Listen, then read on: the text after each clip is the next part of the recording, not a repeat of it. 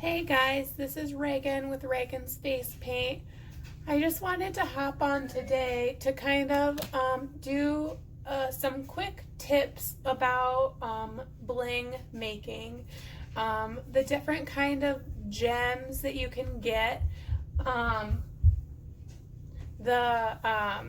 what they're used for, storage, and then what they can kind of look like at the end result. So I have my gems that aren't made separated into these containers. I get them at Michael's or Hobby Lobby for $1.99. So, once you kind of start getting into gem and bling making, you have a lot of gems. So, you can definitely acquire a lot of these, and so it's nice because they're pretty inexpensive.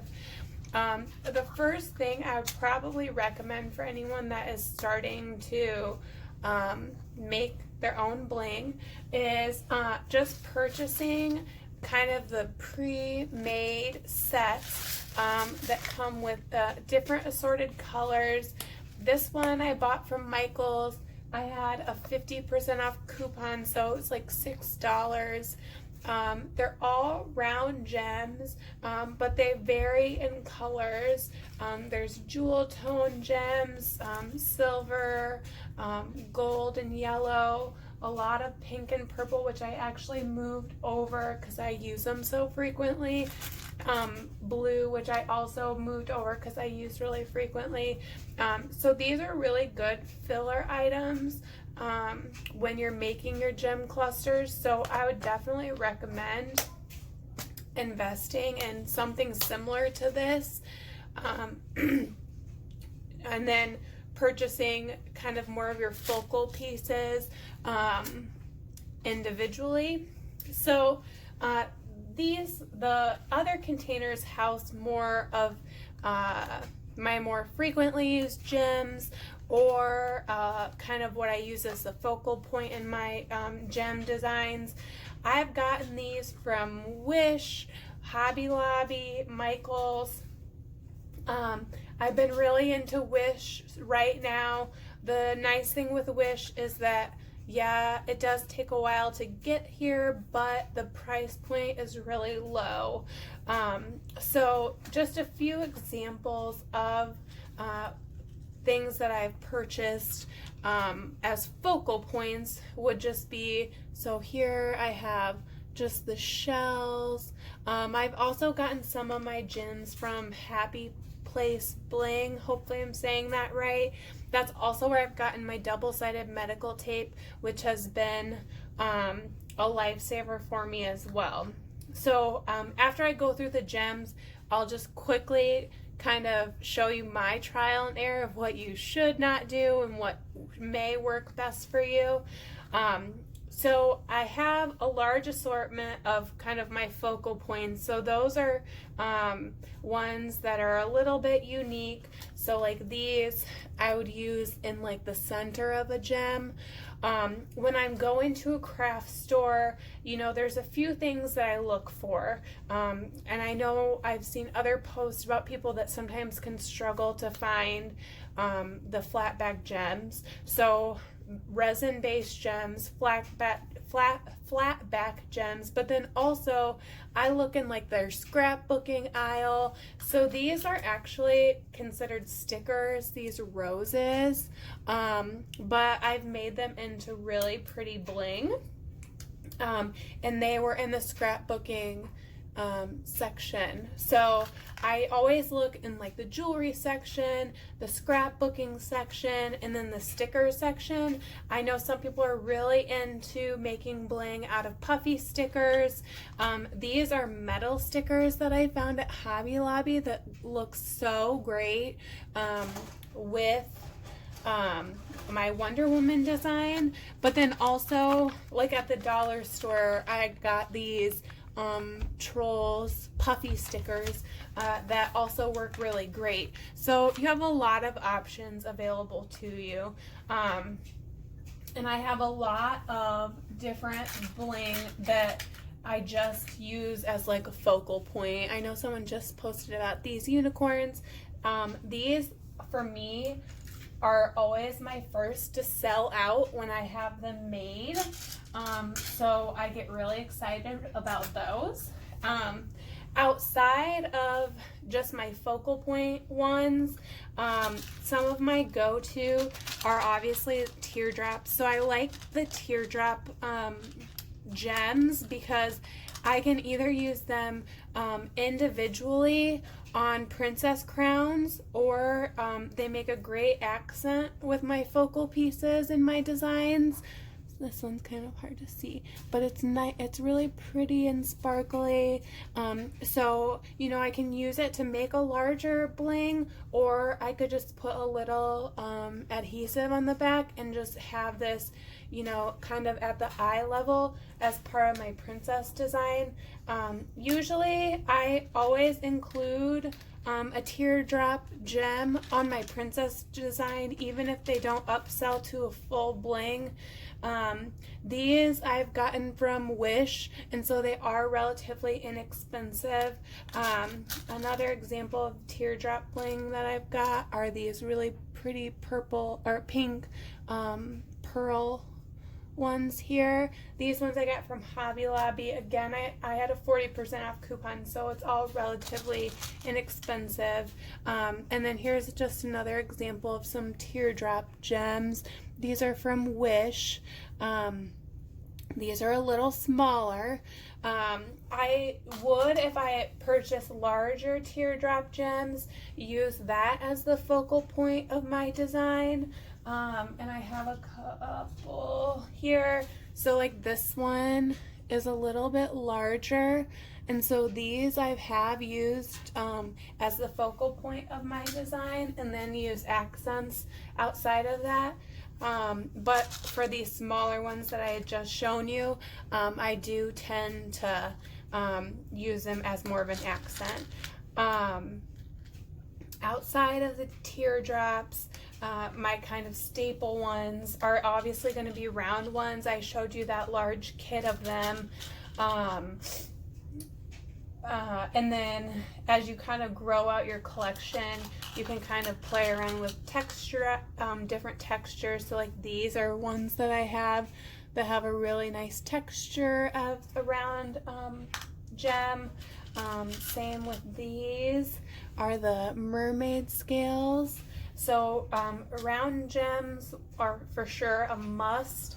I think in some instances you can utilize them as a focal point of your design, but also they make a really good accent. Also, I purchased these pearls gems, flat back gems. I love to use these as accents associated with like my mermaid designs. They work out so good, and they came in all different sizes. So those ones I really utilize. The horse eye gems are also a huge go-to for me. So here's a couple that I ordered off Wish. I just got a new shipment in. I love this purple one. It's kind of hard to see there. That is in there. So these ones I love to use as accent pieces for my designs, and I'll show you an example of that. So horse eye gems. Here's another example of horse eye gems. These ones are like a seashell texture, which are really cool. And then for boy designs, you know, for me mostly, I haven't gotten into molds yet or anything like that. I've gotten some of these dragon eyes, which are really cool, that I've incorporated into my spiders. And then also these Batman and skulls. These ones I've actually already applied with medical tape, and so I can just stick and go individually, or I could make them into a bling cluster. So those are kind of my go-tos. You know, I would kind of divide it out as like my focal points, which tend to be kind of a little bit more miscellaneous. I have kind of these large flowers here, and then teardrops, round gems, and then horse-eye gems. So I think outside of those, that kind of summarizes, you know, what I have. Now the next question is, what can you do with them? So I just pulled a couple of gems to kind of give you an example of how to integrate those together. So I had mentioned the teardrop. So this is one that was a larger teardrop, and so I felt comfortable using that as my focal point of my design. And it has these really pretty jewel tones. And so you can see outside of the teardrop, again, I'm really just utilizing my round gems, and that's why I invested in such a large pack of round gems, just because I knew how frequent I would utilize them. Then when I look at like my focal point ones, so for example, my shell is kind of a focal point one there, and then I'm building off of it. So I have my focal point gem, I'm using my teardrops to kind of frame the child's eyes. So this should probably go right, you know, in the middle of their forehead. And then I'm using those pearls to kind of accentuate the design there. So I really use the pearls a lot when it comes to my mermaid designs. Couple more examples of how I utilize my focal point designs with my kind of accent gems. So again, I had kind of mentioned these unicorn ones are my best sellers. They sell out every time I have them. And so with that, this is usually kind of my general setup for all of them. The unicorns that I get, some of them come smaller than this. They don't get any bigger than this though. So I usually just tend to frame it out with the 2 horse-eye gems and then just build on that with the smaller round gems. And so these always go right away. Surprisingly enough, the other ones that went right away for me were my donut bling. I have one left. Go on, please. So this also kind of the same concept. I have my donut bling, which actually was a sticker at Hobby Lobby. Built it out with my horse-eye gems and then the round gems on top. This one, I actually love the colors. I love yellow, so that was a fun one to do. A couple more examples of just focal point ones. So puffy stickers. This is an example of the puffy stickers that I've used. Again, you know, this one I actually used the tulip paint for instead of medical tape. And outside of the puffy sticker, I'm really just using the round gems and the pearl gems to kind of accentuate it a little bit. I didn't want to get too crazy because it's already a fairly larger sticker, so I didn't want it to overpower the child's face too much. And then 2 more here I'll show you.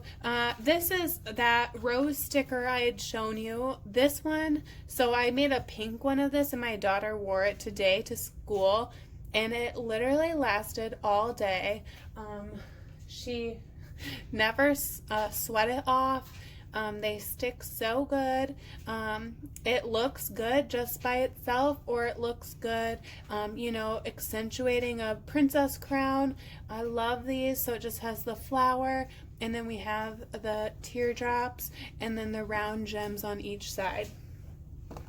Last one I wanted to show you was not really having, you know, that focal point or like that focal point gem. So I'm just using round and teardrops with this one. I love mixing up my textures, so that's why I really liked this one and wanted to show you guys.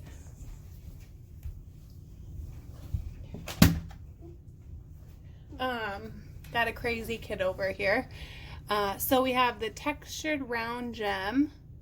You can kind of see, hopefully. There we go, kind of. And then the textured teardrops on each side, and then the round gems on top. So this style I probably use a lot associated with princess crowns.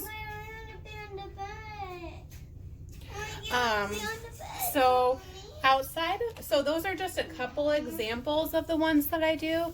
So now just another couple tidbits for you. Things that I've learned that just don't work. So first off is the templates work really good. So example, this is one of the templates.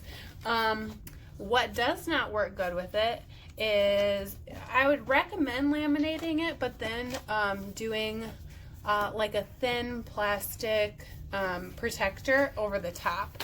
And so originally when I first started making my own gems, I just was using a sheet protector, which they came off really easy. And then in my mind, I was like, oh, I'll just laminate it. It'll make it so much easier. They come off worse. Makes it a lot harder. It sticks to the laminate paper really well, so it can ruin your design. So without a doubt, if you do use the template, which this one is from Jewel Junkie's Face Painting on Facebook, definitely make sure you use a sheet protector along with it. That's my advice from me to you. Currently, I've kind of moved away from the template, and then I've moved specifically into the double-sided medical tape. So this is what a full sheet looks like. And so once you're ready to start, you're going to peel one side to place your gems on, and then you're going to cut to suit. And then once it is all cut, you would just peel the back out and then stick it directly onto the child's face. So just to see an example of that, so this is the little turtle I made, but you can see on the back it has a white backing. You would just peel that backing off and it would just go directly onto the child's face. People cut these in strips so they are easier to work with. If you're comfortable doing a whole sheet, then you can do a whole sheet. Whatever is going to work best for you.